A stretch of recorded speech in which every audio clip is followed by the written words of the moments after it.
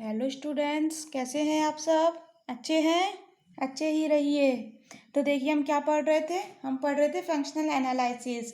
उसमें हमने पढ़ा नॉन लीनियर स्पेस, फिर उसके साथ हमने कनेक्ट किया लीनियर ट्रांसफॉर्मेशन। उससे रिलेटेड हमने थ्योरम्स पढ़ी, एग्जाम्पल किए। आज इस वीडियो में हम कुछ और अलग हटके पढ़ेंगे। क्या पढ़ेंगे? देखो, नॉर्म ऑफ अ कंटिन्यूस यानी कि बाउंडेड कह सकते हैं। ये हम पहले पढ़ चुके हैं बहुत अच्छे से। तो अगर कोई पहली बार इस वीडियो को देख रहा है तो प्लीज़ पहले वाली वीडियोस आप देख लीजिए पहले, फिर इस वीडियो को देखिए। डायरेक्ट इस वीडियो को देखेंगे तो कुछ समझ नहीं आना है आपने, ठीक है? तो देखिए, नॉर्म ऑफ अ कंटिन्यूस यानी कि बाउंडेड लीनियर ट्रांसफॉर्मेशन, यानी कंटिन्यूस लीनियर ट्रांसफॉर्मेशन की नॉर्म कैसे डिफाइन करते हैं, क्या डेफिनेशन है? तो देखो, let N and N dash be two norm linear space. N और एन डैश कोई दो नॉर्म लीनियर स्पेस है। टी हमने कंटिन्यूस लीनियर ट्रांसफॉर्मेशन डिफाइन किया है कहाँ? एन से एन डैश में। एन क्या हो गया? डोमेन। एन डैश क्या हो गया? कोडोमेन। ठीक है। देन नॉर्म ऑफ टी, यानी टी की नॉर्म कैसे डिफाइन करेंगे? तो देखो, norm of T is equal to होगा supremum of norm of T x, जहाँ एक्स बिलोंग करेगा एन में, और जो नॉर्म ऑफ एक्स है वो होगी लेस देन इक्वल टू 1। ठीक है, ये हो गई कंटिन्यूस लीनियर ट्रांसफॉर्मेशन की नॉर्म की डेफिनेशन। यानी कि नॉर्म ऑफ टी हम क्या समझे? जो नॉर्म ऑफ टी एक्स आएगा, काफ़ी सारी आएगी एक्स की हर एक वैल्यू के लिए, तो उनका हम ले लेंगे सुप्रीमम। जो सुप्रीमम आएगा वो होगी नॉर्म ऑफ टी। तो देखो, अब जो ये डेफिनेशन है, इसके इक्वलेंट ही तीन और डेफिनेशन होती है। इन तीनों में, इन चारों डेफिनेशनों में से कोई सी भी डेफिनेशन लिख दो, सही होती है। वैसे ज़्यादातर हम ये वाली डेफिनेशन ही अगर एग्जाम पूछी जाए तो ये ही लिखते हैं। तो ठीक है, देखो अब इक्वलेंट डेफिनेशंस क्या है। The equivalent definition of norm of T, where T N से एन डैश में डिफाइन है क्या है? Continuous linear transformation. किस तरह से दी जाती है इक्वलेंट डेफिनेशन? कि norm of T is equal to हम लिख सकते हैं supremum of norm of T x, जहाँ नॉर्म ऑफ एक्स 1 होगा। ठीक है, देखो कुछ कुछ इससे रिलेट करते हुए चलो। यहाँ क्या है? Norm of x less than equal to 1, तो इक्वल टू वाला तो हमने ले ही लिया यहाँ पर। ठीक है, तो कुछ रिलेशन बना ना याद करने की, उससे याद कर सकते हैं आप कि किसमें क्या है, लेस देन इक्वल टू, यहाँ सिर्फ इक्वल टू। ठीक है, सेकंड डेफिनेशन हम ये भी लिख सकते हैं कि norm of T is equal to supremum of norm of T x upon norm of x, जहाँ एक्स एन में बिलोंग करता है और नॉट इक्वल टू 0 है। ठीक है, नॉट इक्वल टू 0 है। ठीक है, अगर देखो यहाँ नॉर्म ऑफ एक्स 1 लिख देते हैं तो ये वाली डेफिनेशन बन जाएगी, norm of T x upon में 1, और यहाँ नॉर्म ऑफ एक्स 1 है। ठीक है, तो अब देखो थर्ड, कि norm of T is equal to लिख सकते हैं हम इन्फीमम ऑफ के, जहाँ के क्या है? ग्रेटर देन इक्वल टू 0 है, और जो नॉर्म ऑफ टी एक्स है वो less than equal to K norm of x है, जहाँ एक्स बिलोंग करता है एन से। ठीक है, ये कुछ अलग है डेफिनेशन। ये तीन हम सुप्रीमम के साथ पढ़ रहे थे, इसमें हमने डिफाइन करा है इन्फीमम। ठीक है, अब देखो एक और सेकंड नोट, और हमेशा ये बात ध्यान रखना, इस इन दोनों का अभी हम प्रूफ देखेंगे कि ये कैसे इक्वलेंट है, और इसका भी देखेंगे ये कैसे आई। तो एक लेकिन बट याद कर लो, इम्पोर्टेंट है, बहुत बार ये वाली चीज़ यूज़ की जाती है काफ़ी सारी थ्योरम्स में भी और क्वेश्चंस में भी। तो क्या? Norm of T x less than equal to होता है norm of T norm of X. Very very important, आप इसे याद रखिए, बहुत आगे यूज़ आएगी हमारे। तो देखिए स्टूडेंट्स, अब theorem, let N and N dash भी नॉन लीनियर स्पेस। एन और एन डैश कोई दो नॉन लीनियर स्पेस है। टी कोई कंटिन्यूस लीनियर ट्रांसफॉर्मेशन हमने डिफाइन किया है एन से एन डैश में। कंटिन्यूस कहो चाहे बाउंडेड कहो, एक ही बात है, ये हम पहले पढ़ चुके हैं। सो ए हमने लिया supremum of norm of T x, x belongs to N and norm of x is equal to 1। ऐसे ही बी लिया supremum of norm of T x upon norm of x, x belongs to N, x not equal to 0। And C लिया infimum of K, where k greater than equal to 0 and norm of tx less than equal to k norm of x for all x belongs to n। then हमने proof करना है norm of t is equal to a is equal to b is equal to c and norm of tx less than equal to norm of t norm of x where x belongs to n। ठीक है, ये तीन हमारी वही equivalent वाली definition है जो हमने अभी पहले देखी। ठीक है, तो हमने प्रूफ करना है ये इक्वलेंट है, इसीलिए बोला कि A is equal to B is equal to C किसके is this is also is equal to norm of T, जो टी हमने डेफिनेशन पढ़ी थी यही हमने प्रूफ करना है इक्वलेंट, ठीक है। और एक सेकंड नोट और था हमारा कि norm of T x less than equal to norm of T norm of X, इसका ही प्रूफ हम यहाँ देखेंगे। तो देखो अब by definition of norm, norm की डेफिनेशन जो भी हमने पढ़ी क्या कि norm of T X is equal to supremum of norm of T x x belongs to N, norm of x less than equal to 1। देखो डेफिनेशन में हमने यहाँ लिखा था नॉर्म ऑफ टी, यहाँ हमने लिया नॉर्म ऑफ टी एक्स, तो इससे कंफ्यूज ना हो, दोनों सेम ही चीज़ है।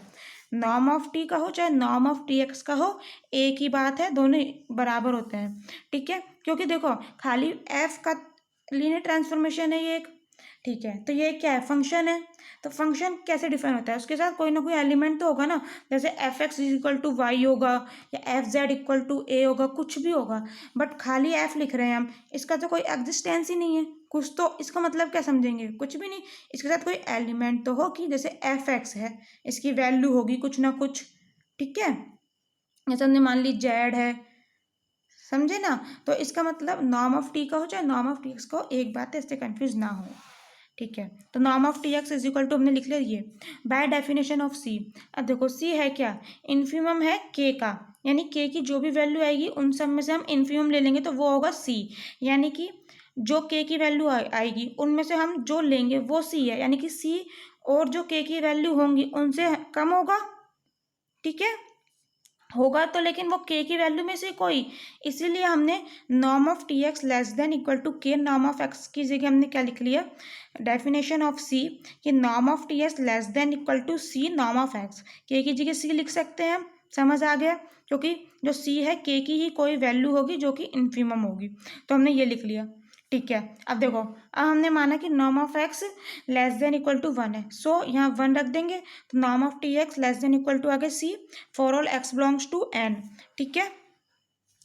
And so norm of T x क्या है, ये वाली वैल्यू रख दो इसकी, supremum of norm of T x x belongs to N, norm of x less than equal to 1 और less than C equal to C चल रहा है, so less than equal to C, ये किसकी डेफिनेशन है, इसी की नॉर्म ऑफ टी एक्स की, या इसको नॉर्म ऑफ टी भी कह सकते हैं, तो so norm of T less than equal to हमने प्रूफ कर दिया सी, ठीक है। नॉर्म ऑफ टी क्या है, लेस देन इक्वल टू है सी, ये बात ध्यान रखो, अभी हम यूज़ करेंगे, ठीक है। अब देखो आगे, अब हमने कहा कि by definition of B and C it is clear that C less than equal to B, बिल्कुल देखो क्या है बी और सी, बी क्या है सुप्रीमम, सी क्या है इन्फीमम, ठीक है।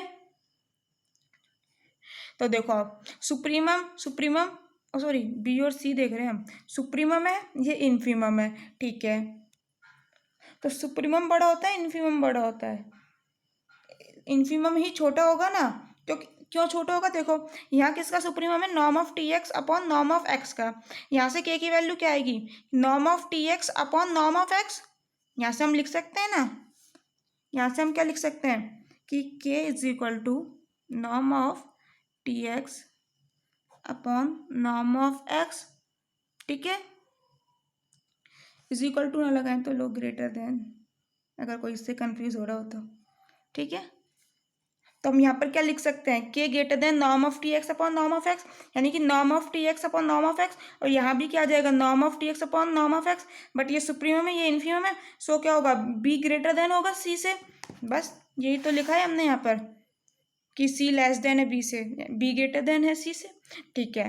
अब हमने माना कि x नॉट इक्वल टू 0 है, तब हमने बोला कि norm of T x upon norm of x क्या लिख सकते हैं हम, नॉर्म ऑफ टी ब्रैकेट में x upon norm of x, देखो नॉर्म ऑफ एक्स को हम टी के अंदर ले सकते हैं, क्यों ले सकते हैं, हमने लीनियर ट्रांसफॉर्मेशन टी की प्रॉपर्टी पढ़ी थी क्या कि T alpha X is equal to होता है अल्फा टी एक्स, ये हमने तब लीनियर ट्रांसफॉर्मेशन की डेफिनेशन पढ़ी थी तब पढ़ा था, इसका मतलब अल्फा अंदर भी जा सकता है तो एज इट इज़ बाहर आ जाता है, तो इसको हम टी के अंदर ले गए नॉर्म ऑफ एक्स को, क्योंकि नॉर्म ऑफ एक्स का एक कॉन्स्टेंट आएगा, एक स्केलर की तरह बिहेव करेगा, इसलिए अंदर ले गए, यहाँ अल्फा क्या होता है स्केलर, ठीक है, इस तरह से लिख दिया।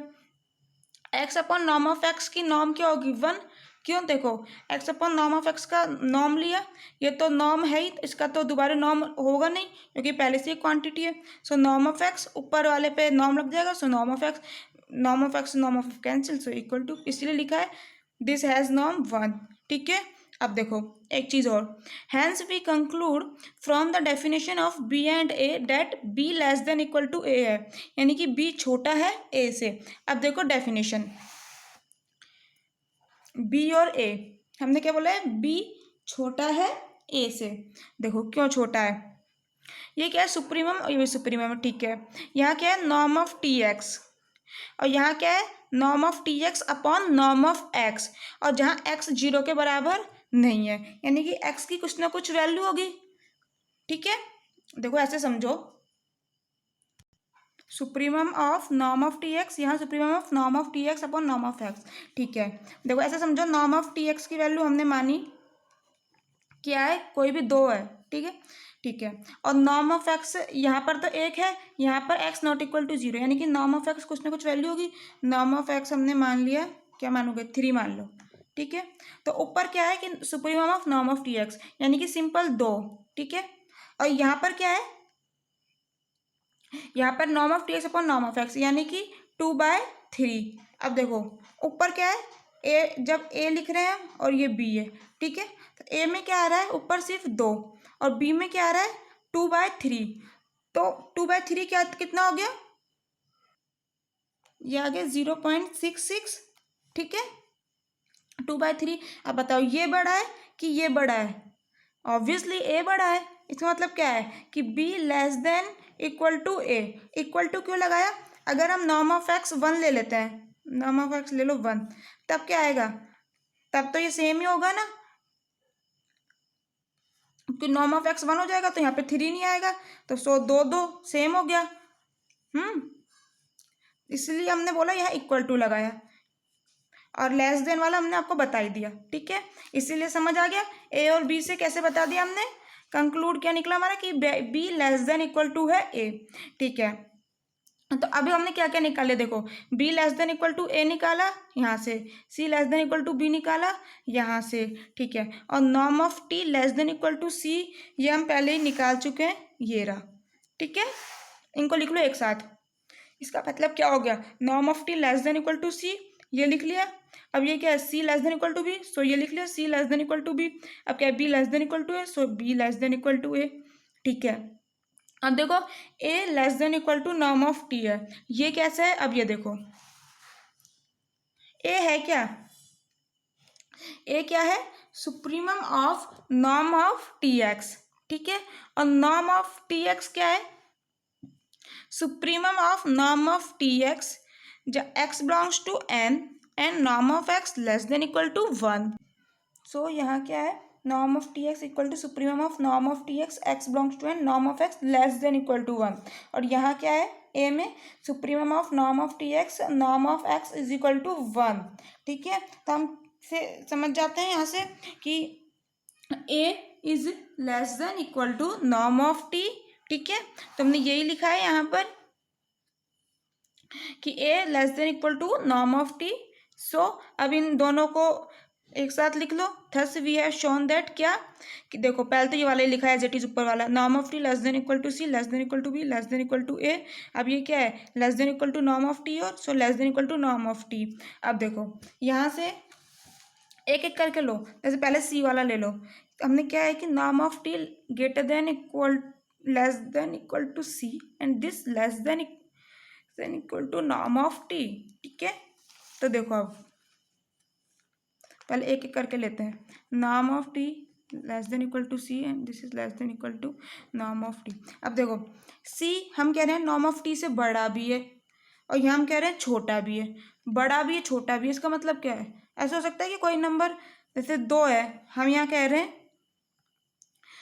किसी एक्स से ये बड़ा भी है या फिर बराबर है, या फिर छोटा है और बराबर भी हो सकता है, सॉरी एक्स। तो ऐसा कोई पॉसिबल है कि 2 एक्स से बड़ा भी है और छोटा भी है क्या। इसका मतलब क्या है, एक्स इज इक्वल टू, इसका मतलब क्या है कि एस इज इक्वल टू 2 ही है, ठीक है। तो यहाँ से हम इससे क्या कह सकते हैं, हम कह रहे हैं सी नॉर्म ऑफ टी से बड़ा भी है, और यहाँ कह रहे हैं नॉर्म ऑफ टी से छोटा भी है। तो इसका मतलब है कि जो सी है वो इज इक्वल टू है नॉर्म ऑफ टी, ठीक है। C is equal to norm of T. अब देखो सेकंड लो, अब ले लो बी वाला, क्या लेना है बी वाला, कि norm of T less than equal to norm of T. ठीक है, अब इसका मतलब क्या है, वही सी वाले की तरह। So B is equal to norm of T. ऐसे ही ए वाला ले लो, norm of T norm of T. ठीक है, क्या लिखेंगे, norm of T less than equal to A less than equal to norm of T. इसका मतलब क्या हो गया, A is equal to norm of T. अब ये भी नॉर्म ऑफ टी के बराबर है ए, बी भी नॉर्म ऑफ टी के बराबर, सी भी नॉर्म ऑफ टी के बराबर है। इसका मतलब हम क्या लिख सकते हैं कि norm of T is equal to A is equal to B is equal to C. ठीक है, यही तो लिखा है हमने, norm of T is equal to A is equal to B is equal to C. ठीक है, तो पहला तो प्रूफ हो गया, हमें एक तो यही प्रूफ करना था, एक सेकंड और प्रूफ था हमारा। तो देखो सेकंड प्रूफ क्या था, देखो डेफिनेशन ऑफ बी, बी की डेफिनेशन से देखो, बी क्या है, सुप्रीमम है norm of T x upon norm of x का। ठीक है, यानी जो भी values norm of T x upon norm of X की आएगी उन सब में से जो सुप्रीमम होगा वो होगा बी, यानी कि वो बी सबसे बड़ा होगा। ठीक है, तो यानी कि जो norm of T x upon norm of X की और वैल्यूज होंगी उन सबसे बड़ा होगा बी। ठीक है, तो हम क्या लिख सकते हैं, B is greater than norm of T x upon norm of X. Supremum की डेफिनेशन से लिख रहे हैं हम, समझ रहे हो ना, सुप्रीमम यानी कि बड़ा होगा बी, इसीलिए लिखा है हमने यहाँ पर। देखो B is greater than equal to norm of T x upon norm of x. ठीक है, अब बी किसके बराबर, नॉर्म ऑफ टी के, ये हमने अभी प्रूफ करा ना यहाँ पर, B is equal to norm of T. So B is equal to norm of T, तो क्या आ गया, norm of T x less than equal to, इस नॉर्म ऑफ एक्स को इधर मल्टीप्लाई कर दिया, norm of T into norm of x. ठीक है, यही प्रूफ करना था। एक प्रूफ तो हमारा ये हो गया और एक प्रूफ हो गया हमारा ये। तो ये दोनों प्रूफ बहुत इंपॉर्टेंट है, वैसे ये कभी एग्जाम में आई नहीं है थ्योरम, बट ये प्रूफ जो है बहुत बार यूज आता है, इसलिए इम्पोर्टेंट है। ठीक है, थैंक यू सो मच। अगर आपको कोई भी प्रॉब्लम आ रही हो तो प्लीज़ अपनी प्रॉब्लम मेरे साथ शेयर कीजिए, कमेंट कीजिए, एंड अगर अच्छा लगा हो तो प्लीज़ लाइक कर दीजिए, सब्सक्राइब कर दीजिए। So thank you so much.